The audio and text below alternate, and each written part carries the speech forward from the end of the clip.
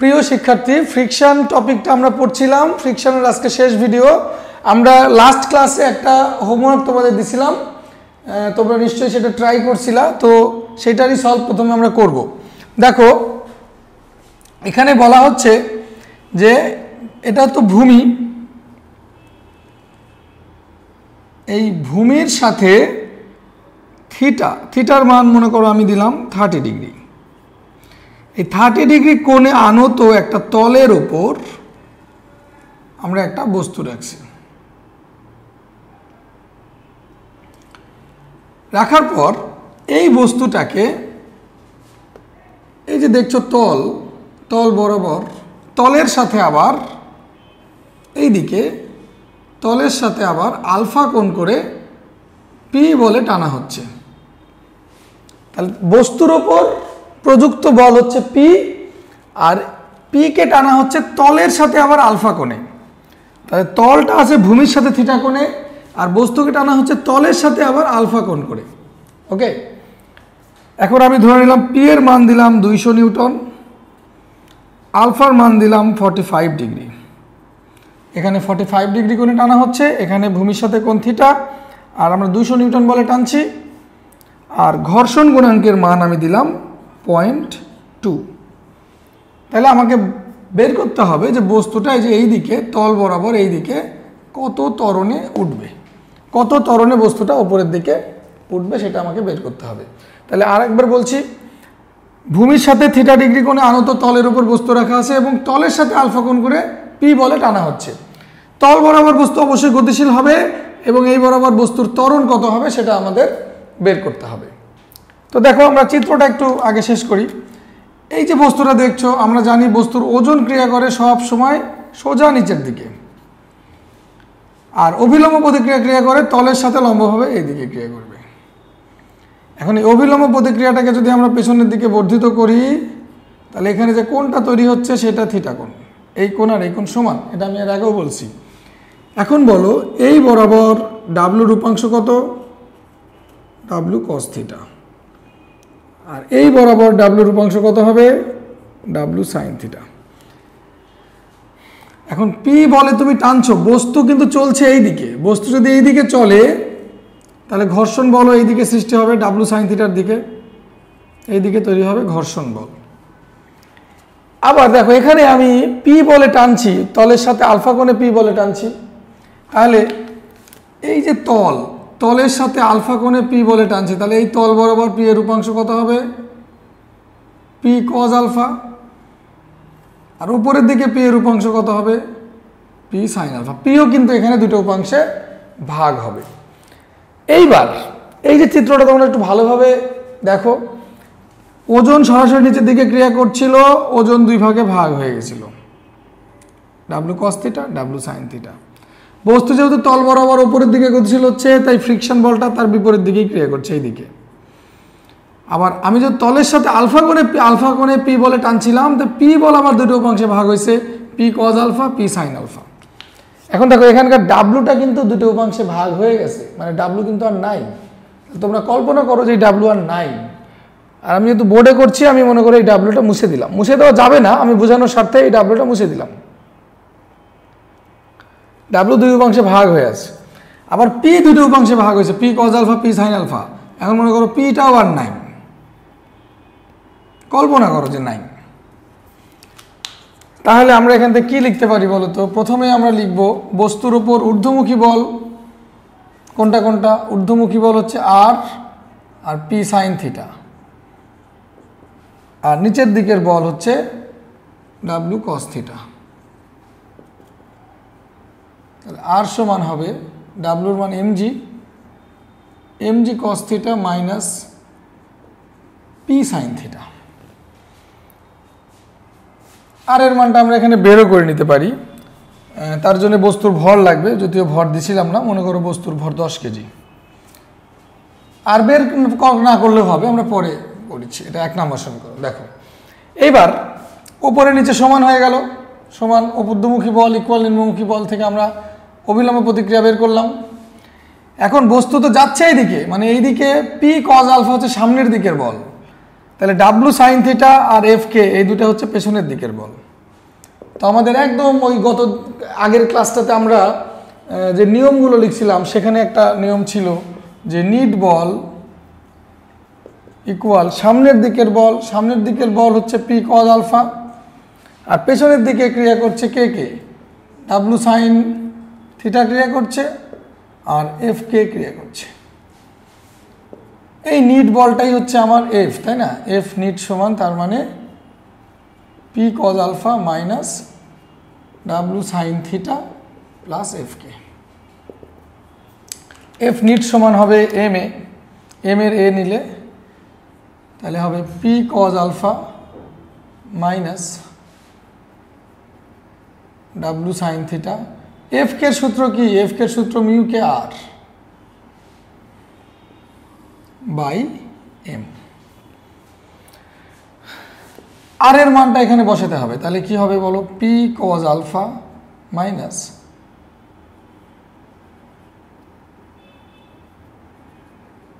W sin theta plus mu কে।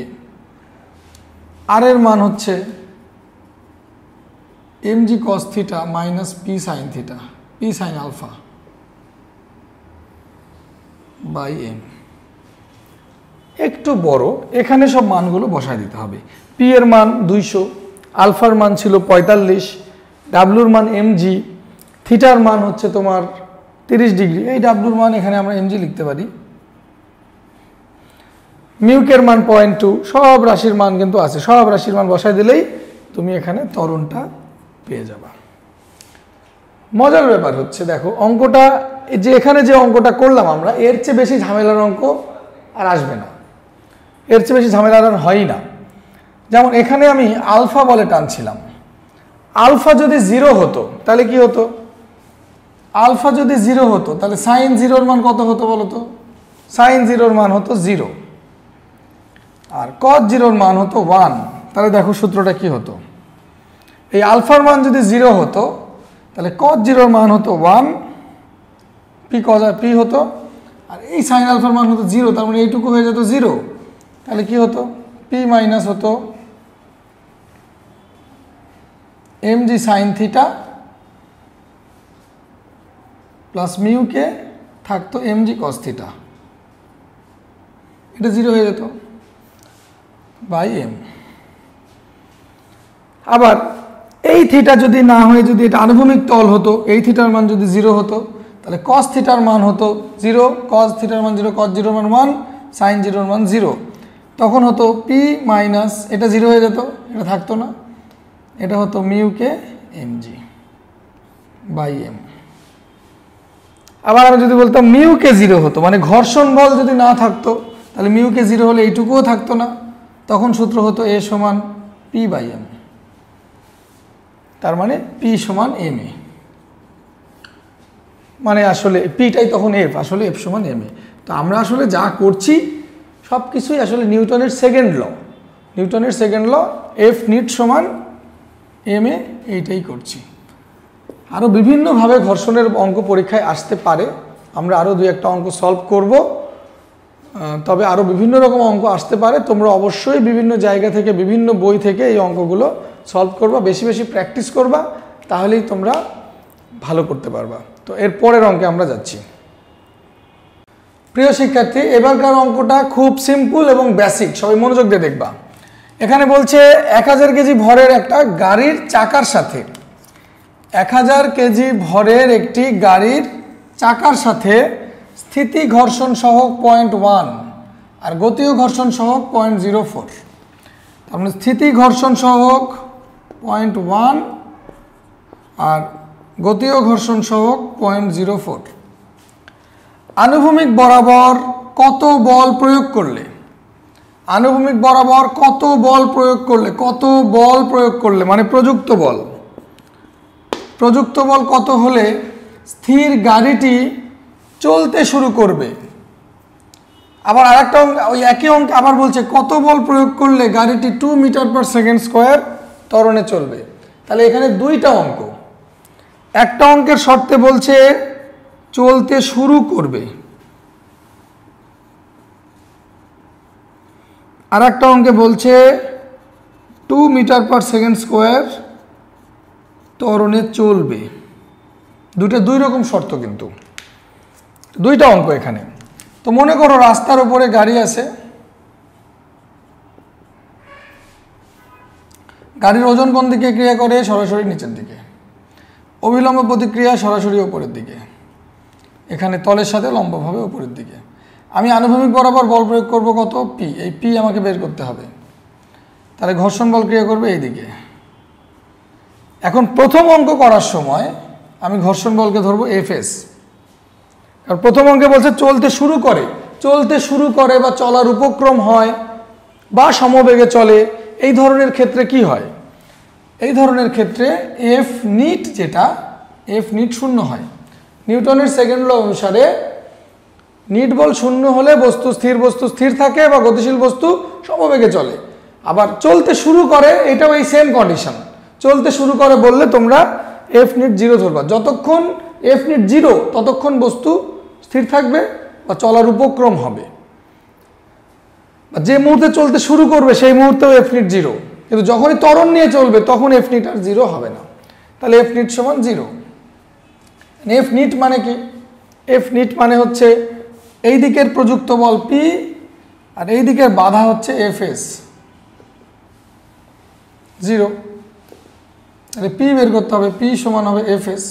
FS সমান কি? Mu S আর, mu S MG. এখানে তো আর ডাব্লিউ উপর নিচে সমান, আর এর মান এমজি। তাহলে 0.1 1000 কেজি ভর 9.8, যা হবে এত নিউটন বল প্রয়োগ করলে। প্রথমটা হলো যে বস্তু কত বল প্রয়োগ করলে বস্তু চলতে শুরু করবে, সেইটা সলভ হলো। এখন বলছে কত বল প্রয়োগ করলে গাড়িটি 2 মিটার পার সেকেন্ড স্কোয়ার ত্বরণে চলবে। 2 মিটার পার সেকেন্ড স্কোয়ার ত্বরণে চলবে। তাহলে এটা 1 নম্বর হলো। 2 নম্বরটা কি? 2 নম্বরে অবশ্যই এফ নিট 0 হবে না। তাহলে এফ নিট সমান কি? এফ নিট সমান পি মাইনাস এবার এফ কে। 2 নম্বরটা করার সময় এফ কে, কারণ এটা অলরেডি চলছে, ত্বরণ নিয়ে চলছে। তাহলে এফ নিট সমান হবে এম এ। আমাকে বের করতে হবে কত বল প্রয়োগ করলে, মানে পি। তাহলে পি সমান হবে M A plus F K. M A plus F কে এর মান হচ্ছে mu K R. M A plus mu K R এর মান হচ্ছে এম জি। এম সমান এ প্লাস মিউ কে জি। তাহলে কি দাঁড়ালো? এম এর মান 1000 কেজি, এর মান হচ্ছে 2, মিউ কে এর মান 0.04 ইন্টু 9.8। এটা হিসাব করো, যা হবে এটাই অ্যান্সার। এই পরিমাণ বল প্রয়োগ করলে বস্তু ত্বরণ নিয়ে চলবে। একটা জিনিস দেখো, অঙ্কের বেসিকটা কোথায়? বেসিকটা হচ্ছে এফ নিট। এফ নিট 0 হলে বস্তু স্থির থাকে, কিংবা বস্তু সমবেগে চলে, কিংবা চলার উপক্রম হয়, বা যে মুহূর্তে চলা শুরু করে, এইসব প্রত্যেকটা কন্ডিশনেই তুমি এফ নিট সবসময় 0 ধরবা। এফ নিট সমান 0 ধরবা। আর এফ নিট মানেই হচ্ছে এই ক্ষেত্রে সামনের দিকের বল মাইনাস পেছনের দিকের বল। ওকে। আর যখনই ত্বরণের কথা বলবে, ত্বরণে এফ নিট আর 0 হবে না। এফ নিট সমান হবে M A, R F NEET হচ্ছে পি মাইনাস এখানে এফ কে। সিম্পল অঙ্ক, খুবই সহজ। এগুলো অঙ্ক পরীক্ষায় আসলে কখনোই ভুল করা যাবে না। তো সবাই আশা করি বুঝতে পারছো। এরপরে আরেকটা অঙ্ক দেখো, মজা পাবা।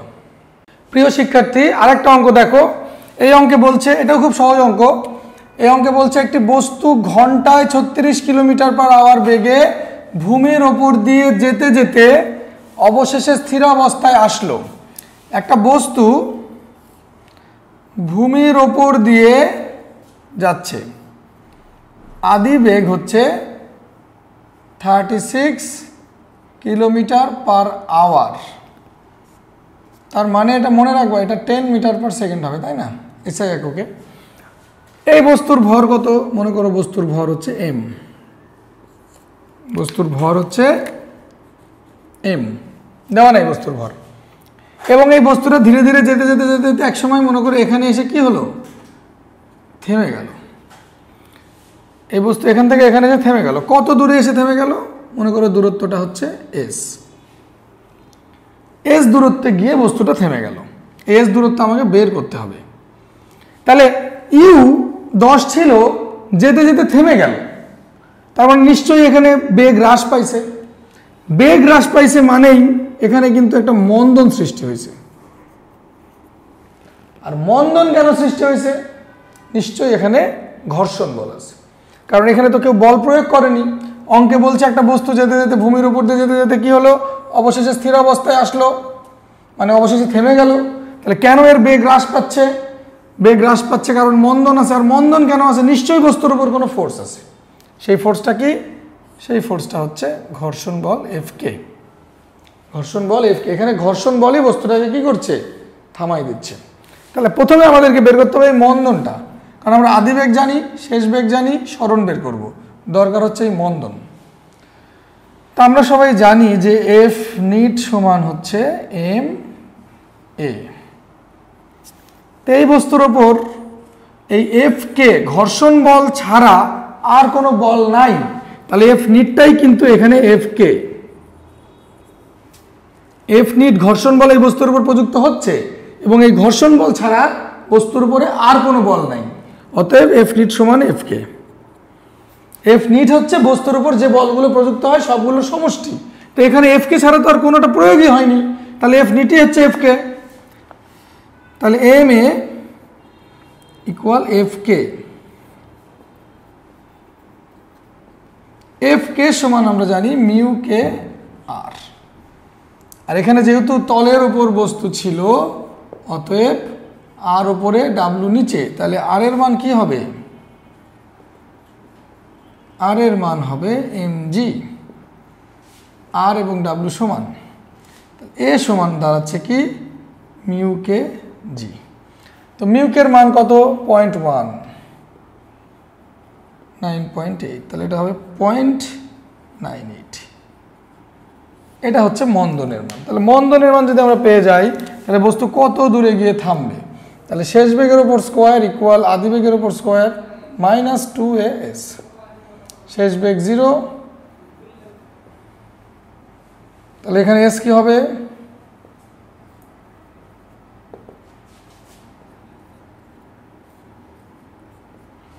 এ কত? এ হচ্ছে 0.98। এটা হিসাব করো, যা পাবা ওটাই হবে অ্যান্সার। ক্যালকুলেশন করে নিবা, যা পাবা এটাই হবে অ্যান্সার। বস্তুটা এত দূর যে থেমে যাবে। প্রিয় শিক্ষার্থী, আমরা ফ্রিকশন শেষ করব। ফ্রিকশনের আগে দুটো ভিডিও আপলোড হয়েছে, তোমরা নিশ্চয়ই দেখছো। না দেখলে অবশ্যই ভিডিও দুটো দেখে আসবা। এটা থার্ড ভিডিও চলছে। এখন একটা অঙ্ক করে আমরা ফ্রিকশনের ক্লাসটা শেষ করব। তবে তোমরা ক্লাস দেখার পরে, ভালোভাবে বেসিকটা বোঝার পরে আরও বিভিন্ন বইপত্র ঘেটে ফ্রিকশন সম্পর্কে স্টাডি করবা। আশা করি তোমাদের ভালো হবে। তো দেখো লাস্ট অঙ্কটা, মনে করো এটা একটা গাড়ি। এই গাড়িটার ভর হচ্ছে এম, গাড়িটার ভর হচ্ছে এম।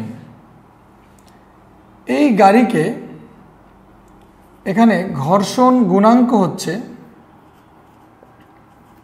0.1,